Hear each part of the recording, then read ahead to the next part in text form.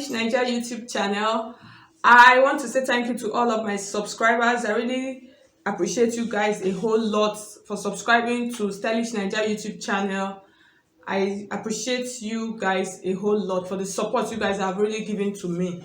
Today, I'm going to be showing you 4 simple steps, or rather 4 simple ways to cut and sew an Ankara jacket. This is I'm really going to make it as simple as possible.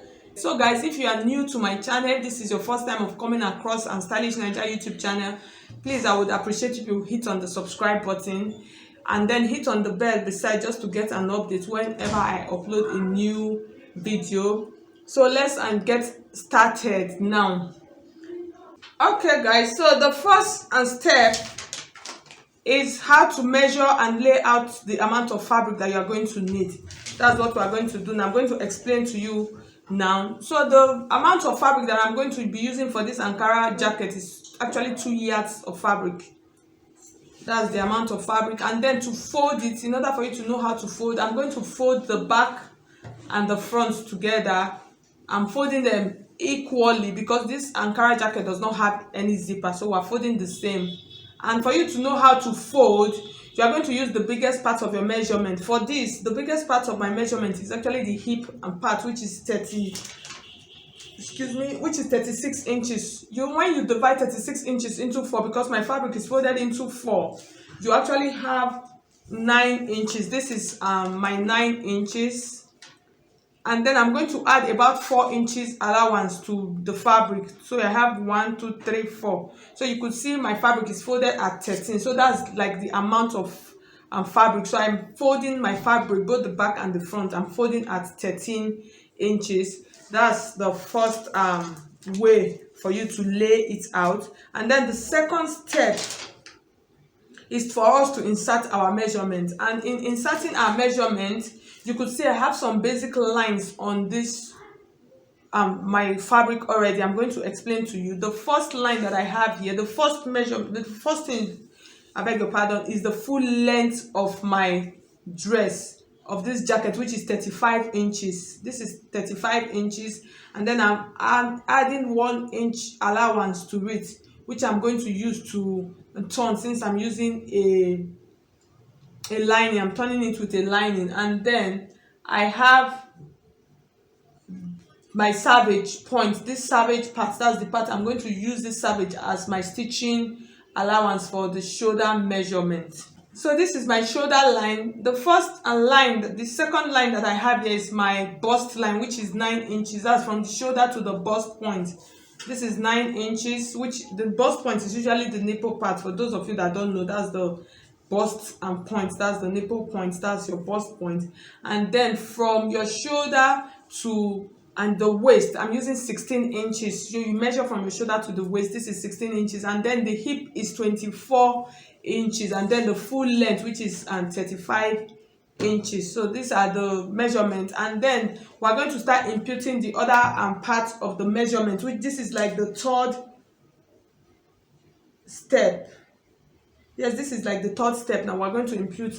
The first measurement we're going to impute is the shoulder measurement. The shoulder is 14 inches. So when you divide 14 into 2, you have 7. This is 7 inches here. And then I'm going to add 2 inches or 1.5. I'll do 1.5. That's going to be my stitching allowance here. And then from this shoulder line, I'm going to come down by 7 or 8 inches, depends on what measurements you normally use for your armhole. So I'm making use of 7 inches. I'm just going to rule it like this, and then you connect it to this point, and then I'll mark out with my curve like so. The next measurement that I'm going to insert now is my bust line measurement, and the bust for this jacket is actually 34 inches. When you divide 34 into 4, I have 8.5. I'm going to place it like this. This is my 8.5. And then since this is a jacket, I don't want it fitted. I'm going to add as much as 3 inches allowance to it. As much as 3 inches. That's what how much allowance I'm adding. I'm just going to come like this, and then I'll mark it out. And then the next measurement is my waist and measurement. And the waist and measurement that I'm using for this, I'm still using the 34 inches also. I'm just going to take my tape like this. What I have here, I'm going to bring it here. I'm going to connect this with a straight ruler. I'll just join them together like this. And then the next measurement is my hip measurements, which we took initially, which is 36 inches, which is 9. When you divide into 4, this is 9. And then I'm going to add the 3 inches that I was using. I'm going to add it also here to this point.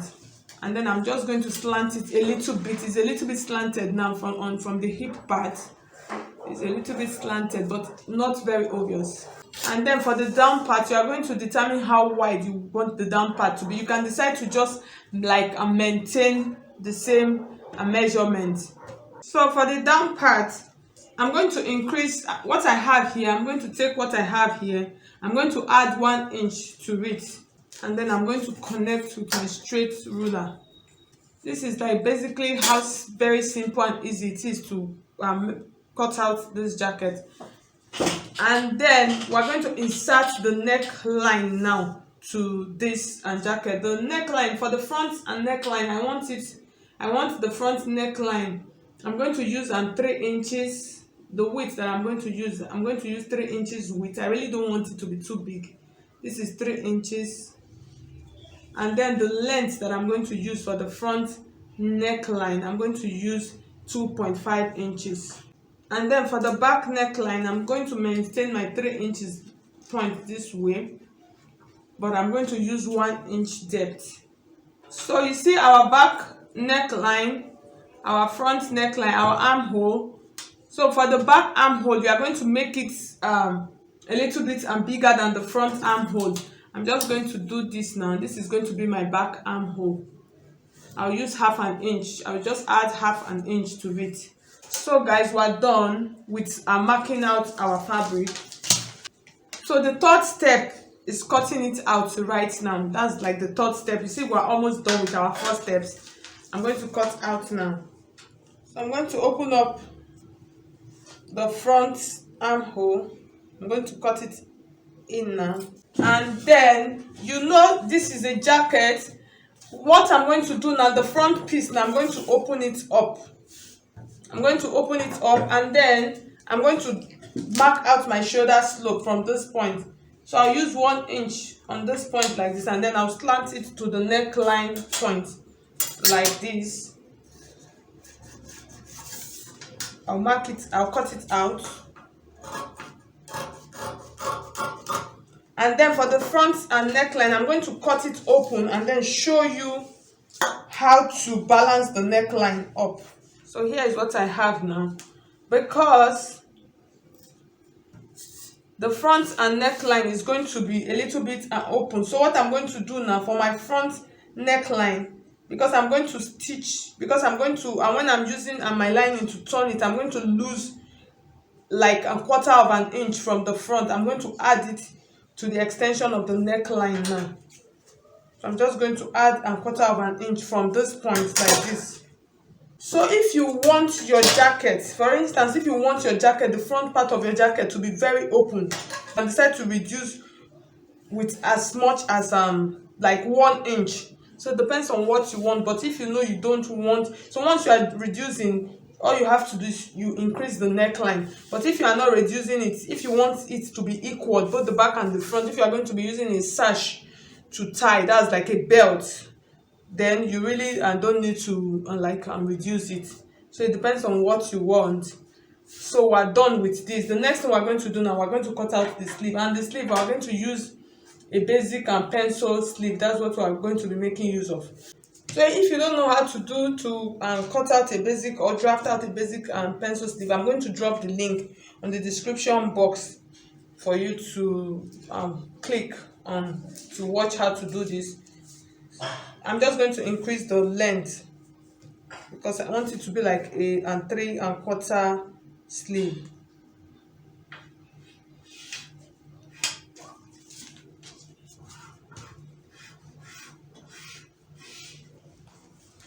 Okay guys, we're finished cutting out all of our piece. So I've cut out my lining, and then the fourth step, which is the final step, is for us to go and start stitching our dress together, our jacket together. This is the sleeve, and in stitching this jacket, I'm going to be using the inseam and finish. It's always good for jackets, so it makes your jacket really neat. So when you open it from the inside, it's really neat and clean. So that's the technique that we're going to be using, and I'm just going to explain to you before I go and further on how to do it, before I go to stitch. So this is the front and piece is open into two. I'm going to keep the jacket. For this kind of technique, you are going to couple the jacket separately, and then you couple the fabric, that's your main and dress, and separately. Here's what I'm going to do, to go and do now. I'm going to take my Ankara like this, and then I'm going to take this piece like this. I'm going to place like so. I'm going to join on the shoulder line. I'm going to take this piece also like so. I'll join the shoulder lines together, and then I'll join the side seam together. That's what I'm going to do, and then I'll do the same thing to the jacket. So I'm going to go and do that, and then come back and show you, and then I'll show you how to place. I'll place the lining, I'll place the lining on it, and then we'll turn it. So let's just go and do that right now. Okay, so you could see, so I finished stitching just like I explained to you. I joined it on the shoulder part, and then joined the side using my measurement to join the side seam. I did the same thing to the lining also, just what I did. I repeated it on the lining. So in turning this for a perfect and inseam finish, once you are finished and turning them like this, you're just going to turn. This is the right side now of our jacket, and then you are going to take the right side of the lining also. You are going to make sure that all measurements are accurate. You understand? All the measurements, all of them, they have to be accurate. You take the neckline point. This is the neckline, this is the right side, this is the wrong side, this is the right side. And then I'm going to start. Most times what I normally do, I'm just going to gauge it out. That's measure it out from the shoulder point like this. I'm going to pin it together, because that's where I'm going to actually start sewing. I'm just going to use my pin like this to secure it, and then I'm going to stitch around the neckline. You're just going to make sure that the shoulder, that this part, I'm going to stitch it again because it's losing. You're going to place them like this, straightened out, and then I'm going to join the straight. I'm going to join it straight like this along the neckline. So after joining straight along the neckline, I'm going to leave. After joining straight along the neckline like this, I'm going to join straight like this. Follow the edges like this. I will join it, and then this part, you see, you're just going to make sure that every part of it is going to rhyme. I don't know if I'm using the right word as in rhyme. Just make sure it's going to match. Yeah, I think that's the better word. Make sure that the side seam they match, and then you join the side seam. So that's how you are going to join the four parts of this dress, and then you turn it out from the armhole part. So I'm just going to do that now, and then come back and show you how it's going to look like.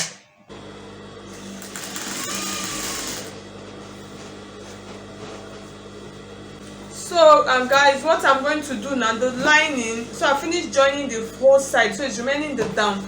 For the down part, I'm going to reduce my lining by 1 inch.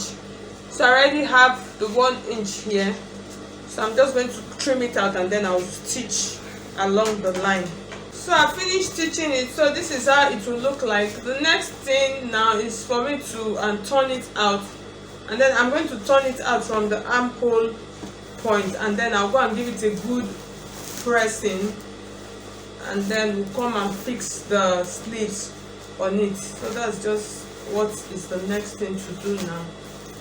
Okay guys, so you see I finished stitching my jacket. I finished joining everything together. You could see the inside, you see the inside, you see it is seamless.